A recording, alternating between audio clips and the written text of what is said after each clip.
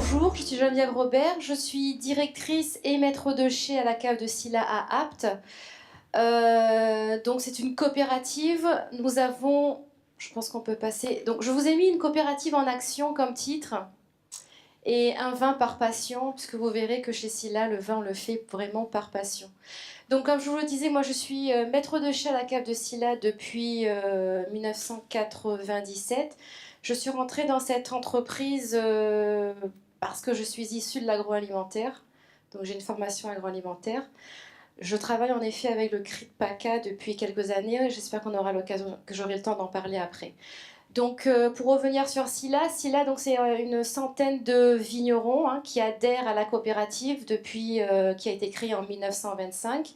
C'est 1000 hectares de vignes donc dans le Luberon. 1000 hectares de vignes qui produisent du Ventoux. Alors, on est dans le Luberon, mais on produit essentiellement de l'AOP Ventoux, donc 35 000 hectolitres, et 5 000 hectolitres d'AOP Luberon. Alors la différence entre les deux appellations, c'est simplement le Calavant, c'est la rivière. D'un côté, vous avez le Luberon et de l'autre, le Ventoux. C'est 1000 hectares de vignes, mais je dirais plus puisque nous n'avons pas que des viticulteurs, ce sont des agriculteurs puisqu'il y a du maraîchage, il y a des cerises, il y a des oliviers, il y a de la lavande, donc on va parler de biodiversité. Nous ne sommes pas dans une région viticole, comme on peut le voir dans le Bordelais ou en Bourgogne.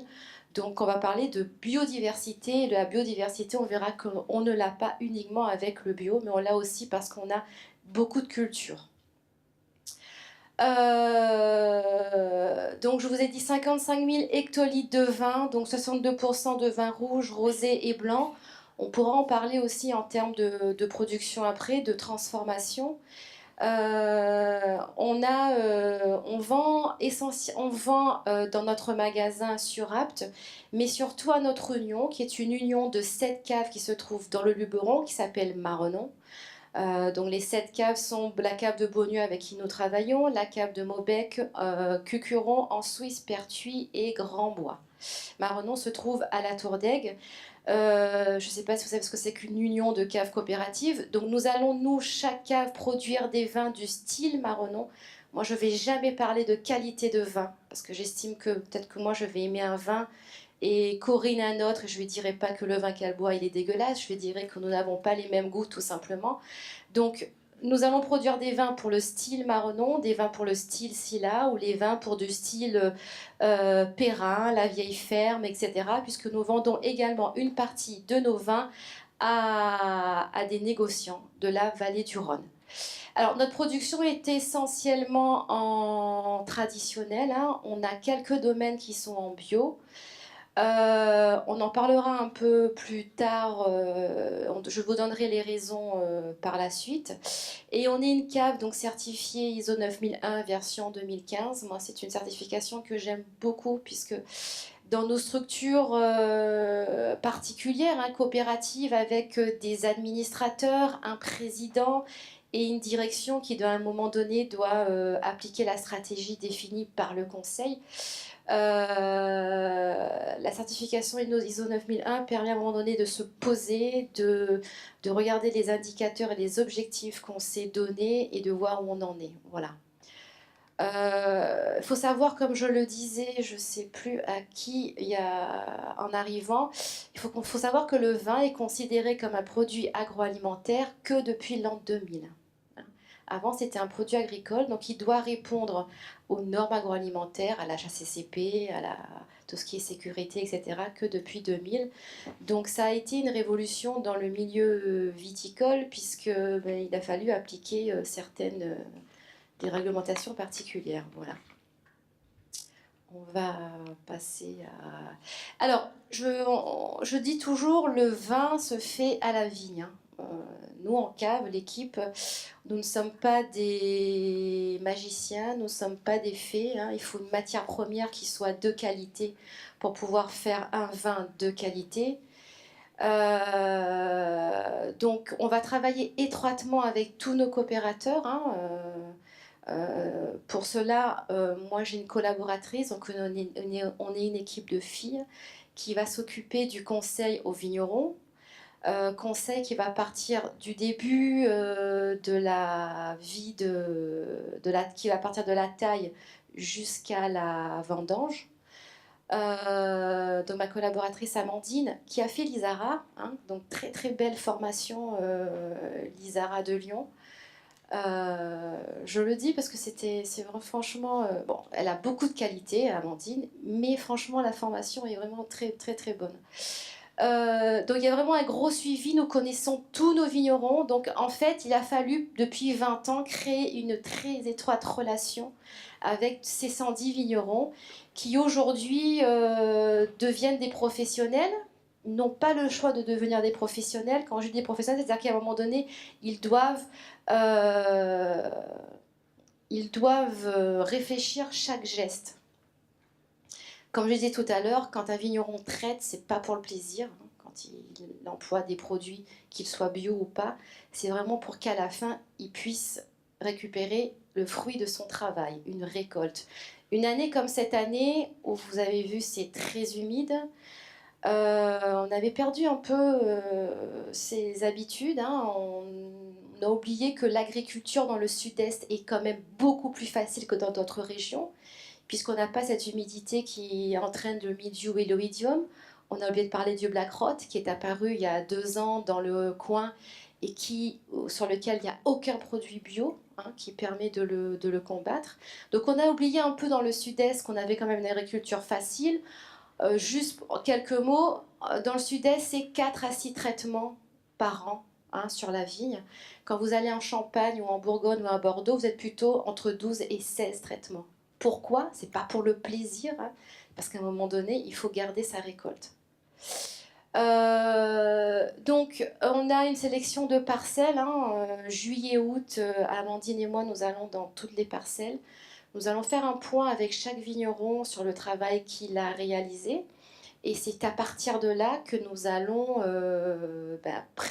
faire une présélection afin de pouvoir surtout faire un tri et ne pas mélanger n'importe quel raisin les uns avec les autres.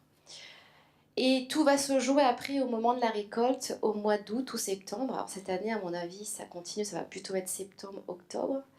Avec une dégustation systématique de tous les raisins, notamment qui vont faire des vins rouges. On ne rentrera pas hein, dans la façon de faire des rouges ou des rosés ou des blancs. Donc on va déguster tous les échantillons, tous les raisins, afin de voir à quel moment ils vont être mûrs. Hein, vous connaissez très bien le problème des fruits. Un raisin, c'est pareil, il faut le cueillir au bon moment pour pouvoir faire le vin qu'il faut, sans défaut. Alors, quelle est notre action du coup sur le travail de ces 110 vignerons? Donc nous sommes en lutte raisonnée. On est en fait en agri-confiance. Hein. Agri-confiance, c'est aussi une norme environnementale qui est, je ne sais pas si vous connaissez ce terme, HVE2, HVE2, haute valeur environnementale. Le gouvernement voudrait que tous les agriculteurs aillent vers la HVE1. Alors, est-ce que vous avez déjà entendu parler de l'HVE? Non. Oui. Donc, il faudra que le gouvernement fasse une plus grande communication quand même, puisque c'est une norme environnementale, en fait, hein, qui permet de... Alors, le viticulteur, il doit avoir un local phyto, il doit respecter les ZNT, etc., etc. On le verra un peu plus loin. Donc, bien sûr, on va inciter les agriculteurs à utiliser des produits phytosanitaires que s'il y a une pression. Hein. Il y a des années où il n'y a aucun traitement mildiou. On peut avoir des traitements oïdium parce que malheureusement l'oïdium est un inoculum qui va revenir tous les ans. Donc après il faut vraiment une très bonne connaissance des maladies. D'où l'intervention d'ingénieurs agronomes comme Amandine qui à un moment donné qui va réexpliquer régulièrement à nos viticulteurs la façon dont on peut traiter. Il faut savoir qu'aujourd'hui, en termes de produits phytosanitaires qui ne sont pas bio, il y en a de moins en moins, il y a de plus en plus d'interdictions. Et une chose importante, je pense qu'on va penser à l'autre diapo, une chose importante, c'est que on parle de produits phytosanitaires, mais on oublie que très souvent, la plupart des produits phytosanitaires sont dangereux pour qui? pour l'utilisateur. Donc c'est plutôt eux qu'il faut chercher à protéger, et croyez-moi, il y en a encore qui font pas très attention. Alors l'agriculteur est également, bien sûr, les riverains, hein. Donc c'est sûr qu'une maison en pleine vigne ou en pleine campagne, il y a des risques en effet de projection de produits phytosanitaires. Alors aujourd'hui, nous, on est en train de travailler sur une charte du vigneron pour qu'à un moment donné, il ait les bons gestes, du genre, je vais aller voir mon voisin, je vais lui dire, est-ce que tu peux rentrer tes vêtements, ou bien, voilà, expliquer les choses, communiquer avec les gens, parce que je pense qu'on n'a pas assez parlé d'éducation. En éducation non seulement de l'agriculteur, mais également l'éducation du consommateur. Je pense que s'il y a beaucoup de choses à faire, c'est à ce niveau-là. Et éducation de nos jeunes aussi, hein, puisque c'est par eux qu'aujourd'hui vont passer tous ces messages. Donc comme je vous l'ai dit, on est en certification ISO 9001 version 2015, je ne l'ai pas changé, puisque c'est la nouvelle version de la norme ISO. On est également en Terravitis. La Terravitis, c'est la lutte raisonnée. On est en agri-confiance, donc HVE2. On est en agriculture biologique. Nous pouvons rentrer des raisins en bio, puisque nous avons des domaines qui sont en bio. Et je vous ferai déguster justement le bio qui est issu du domaine de Patricia et de Raymond Hugues. Et chose très très importante aujourd'hui, un conseiller technique agricole ne peut pas donner de conseils s'il n'a pas suivi une formation qu'on appelle... Alors, ce n'est pas le certifito, tous les viticulteurs ont leur certifito, vous avez peut-être entendu parler de ça, mais si vous voulez donner un conseil, il faut que la structure, donc la cave, soit agréée. Donc ma collaboratrice, lorsqu'elle donne un conseil, à un moment donné, elle doit enregistrer, elle doit justifier pourquoi elle a demandé aux viticulteurs de traiter ses vignes. Une chose très importante dont on n'a pas conscience, il y a fort longtemps qu'on ne désherbe. Alors le problème aujourd'hui de l'environnement avec l'agriculture, nous on ne se sent pas à l'aise avec les désherbants. Vous avez tous entendu parler du glyphosate, hein, donc, qui est un très très gros polluant. Donc au niveau produits phyto, pesticides proprement dit, quand je vous parle de 4 traitements par an, c'est très peu. Moi je me sens totalement à l'aise. Là où les vignerons se sentent beaucoup moins à l'aise, c'est avec le glyphosate. Alors il faut savoir que déjà le glyphosate sur nos vignes n'est utilisé que sur le rang, d'accord, et non pas sur l'interrang. Donc dans la région, il n'y a plus du tout de vignes qui sont désherbées au glyphosate entièrement. L'interrang est travaillé, hein, avec des machines, en tout cas pas chez nous, hein, okay. Mais il y a encore beaucoup de vignobles, et certains vignobles de la vallée du Rhône où le glyphosate est utilisé sur tout le rang. En tout cas chez nous, et là où je connais bien, dans la vallée du Calavon, dans le Luberon, il n'y a plus aucune vigne. Si, il y en a une au milieu de nos vignes, mais qui ne viennent pas chez nous, qui sont désherbées entièrement chimiquement, donc que sur le rang. Et qu'est-ce qui se développe aujourd'hui? Donc là, heureusement qu'il y a des industriels qui nous aident. Ce sont des machines pour désherber sur le rang, d'accord, donc mécaniquement. C'est pour ça que vous verrez de plus en plus des vignes où sur le rang, il y aura un peu d'herbe. Ok? Donc de plus en plus on va désherber donc, sur le rang mécaniquement. La problématique du mécanique, hein, c'est que les tracteurs passent plus, même du bio, on a oublié d'en parler, donc c'est une consommation de carburant beaucoup plus importante. Et ces machines non plus sont très difficiles d'utilisation sur des terrains en pente. Donc on ne peut pas malheureusement désherber mécaniquement sur tous les sols. On va essayer, donc dans la vallée du Calavon, nous n'utilisons plus d'insecticides depuis au moins 20 ans. Alors on n'est pas comme c'est proche, quand on s'en rapproche de la mer, c'est là où on a un peu plus besoin d'insecticides. Malheureusement, il va y avoir, je ne sais pas si vous avez tous entendu parler de la flavescence dorée, qui est un virus qui attaque la vigne et qui a le même effet que le phylloxéra, d'accord. Et aujourd'hui, vous ne l'entendez pas, mais c'est le préfet qui oblige les viticulteurs à traiter avec des insecticides. Alors, dans la vallée du Calavon, nous sommes encore protégés parce que nous avons le Luberon d'un côté, nous avons les monts du Vaucluse de l'autre, mais nous avons l'ouverture de la vallée du Calavon. Donc il y a eu par exemple un foyer qui a été découvert à Maubec l'année dernière. Donc cette année, nous serons en surveillance forte, qui se traduit comment par des organisations de... On va aller faire de la prospection, hein, justement pour éviter à un moment donné d'utiliser des insecticides. Pourquoi? Parce que si on en met un, ce qu'on craint, c'est qu'à un moment donné, on déséquilibre toute la flore qui existe déjà.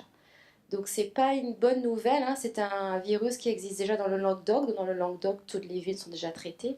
Je connais pas trop les autres vignobles à ce niveau-là, mais voilà, pour l'instant, la vallée du Rhône est totalement traitée aussi avec des insecticides. Alors c'est pas une bonne nouvelle, hein, mais malheureusement, si on ne fait pas ça, il n'y a plus de vignes dans la vallée du Rhône. Alors, nous, on utilise des produits très peu de. On demande aux vignerons d'utiliser très peu de produits CMR, hein, donc ce sont ces produits cancérigènes. On va aussi sur les produits phytosanitaires, par exemple, conseiller des demi-doses. Il est totalement inutile de mettre une pleine dose quand la vigne a poussé de ça, hein. D'accord. Donc on va les inciter à adapter leur dose en fonction du stade de la végétation. Et ce qu'on va faire aussi, c'est que s'il y a un risque de retrouver des résidus dans le vin, ces produits, on va les utiliser en début de campagne. Et nous, systématiquement à la cave, nous faisons des contrôles de résidus dans les vins. Alors, il faut savoir qu'une analyse n'est pas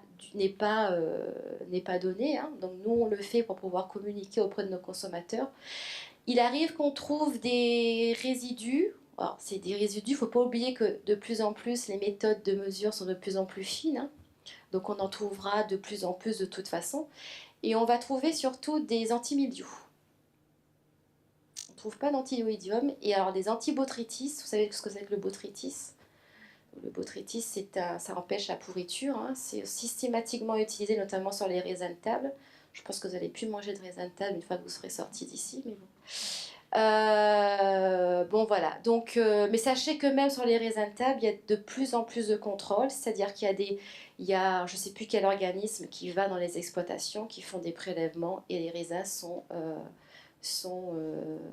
analysés. Donc je pense qu'aujourd'hui quand même en France, le consommateur est quand même pas mal protégé par des contrôles de plus en plus importants. Et comme je vous l'ai dit, on a aussi une préservation de la biodiversité, puisque dans j'ai toujours dans le fond de la vallée, puisque à Apt, il faut y venir, nous avons une belle diversité de cultures. Et surtout, malheureusement, hein, parce que mener 10 petites parcelles au lieu d'une, ça coûte beaucoup plus cher, mais nous avons aussi un vignoble très morcelé. Donc voilà au niveau du vignoble comment nous travaillons avec nos vignerons pour justement faire en sorte qu'ils aient le moins d'impact possible sur l'environnement. Donc on a parlé des produits phytosanitaires. On va travailler avec eux sur les ZNT, hein, c'est-à-dire qu'à un moment donné, s'il y a des cours d'eau à côté, ben, ils ne peuvent pas traiter. Alors pourquoi ils ne sont pas en bio, je vous l'ai dit. Il faudrait que le Ventoux, le Luberon, ben, soit payé beaucoup plus cher. Nous sommes encore considérés malheureusement comme des petites appellations de la vallée du Rhône, donc avec un cours du marché plus faible que les Côtes-du-Rhône ou que les Châteauneuf ou que les autres appellations, alors que sans vergogne, nous produisons en Ventoux et en Luberon de très très beaux vins. Mais le marché est fait ainsi, et s'il fallait passer en bio, je pense qu'il n'y aurait plus de vignerons. Hein, parce que il faudrait vraiment pouvoir augmenter de façon conséquente le prix de vente. Deux petits mots, hein, dont je n'ai pas parlé sur la cave, puisqu'en effet on travaille avec le CRIT. Pour répondre à l'une de vos questions, je pense que lorsque on lance dans une démarche environnementale, respect de l'environnement, quand on veut faire des économies, il faut vraiment qu'il y ait une volonté de la direction, hein. Si la tête n'a pas envie de faire ça, ben ça ne peut pas marcher. Il faut changer, comme je le disais, les habitudes. Ça, c'est le plus compliqué au niveau des salariés. Donc, il faut répéter, il faut tout le temps être présent. Alors, le truc très bête, hein, je vais vous donner un exemple flagrant. Vous voyez un grain de raisin, c'est comme ça. Et quand vous voyez un salarié qui, pour pousser le grain de raisin, prend le jet d'eau, vous imaginez la quantité d'eau. Mais ça, on le voit tous les ans. D'accord? Donc, ben, c'est passer à côté d'eux, c'est leur dire, ben, tu vois, tu fais un petit tas, tu prends un seau, tu le mets dedans, tu prends la raclette, tu n'es pas obligé de pousser, parce qu'il y a toujours un peu de vin par terre, tu n'es pas obligé de pousser le vin avec ton jet d'eau. Tu as une raclette, tu as deux bras et tu pousses. Voilà, c'est vraiment du quotidien. Puisque ce ne sont pas des gestes faciles, hein, parce que c'est plus facile d'attendre que le grain de raisin soit parti dans la rigole. Donc c'est vraiment de l'éducation, c'est vraiment répéter les choses. C'est en termes d'économie d'énergie, donc moi je travaille avec le CRIT, c'est leur répéter, attends là, on est en heure pleine, donc on arrête le filtre, on revient, vous faites autre chose, enfin voilà. C'est une organisation de tous les jours. C'est comme disait Philippe, vous avez employé un...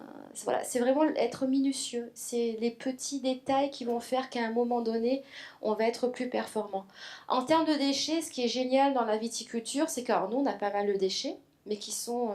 on a le marc, c'est ce qui reste après fermentation, mais là, c'est récupéré par la distillerie de Maubec qui va distiller, hein, et ensuite le résidu devient du compost. On a la rafle qui est compostée, on a les lits qui sont distillés, donc on a très peu de déchets, mis à part après les cartons, donc qui nous sont récupérés par le CIRTOM. Donc le CIRTOM a mis en place un système de récupération important. Alors, chose assez aberrante aujourd'hui, alors je pense que ça va changer. Avant, les anciens, ils achetaient du vin sous forme de cubiténaire, d'accord, dans des dames Jeanne, donc en vrac. Ça a une mauvaise presse, hein, quand vous venez à la cave et qu'on vous remplit votre dame Jeanne au pistolet, mais écologiquement, c'est le top, parce qu'entre une bouteille avec l'étiquette, le bouchon, la capsule et le cubi de 10 litres, et aujourd'hui, dans le cubi de 10 litres, on ne met pas du mauvais vin. Donc je pense qu'il y a vraiment réflexion à avoir. Il y a encore un changement, je pense qu'on risque de revenir en arrière et il faut peut-être inciter les consommateurs à revenir à la Dame Jeanne, hein, ou au cubi, puisque même un bag-in-box, hein, quand on regarde un bag-in-box, c'est un carton, c'est une poche en plastique. C'est voilà. Donc je pense qu'il peut y avoir encore une évolution de la consommation du vin qui aujourd'hui ne va pas dans le bon sens puisqu'on consomme de plus en plus de bouteilles. Voilà.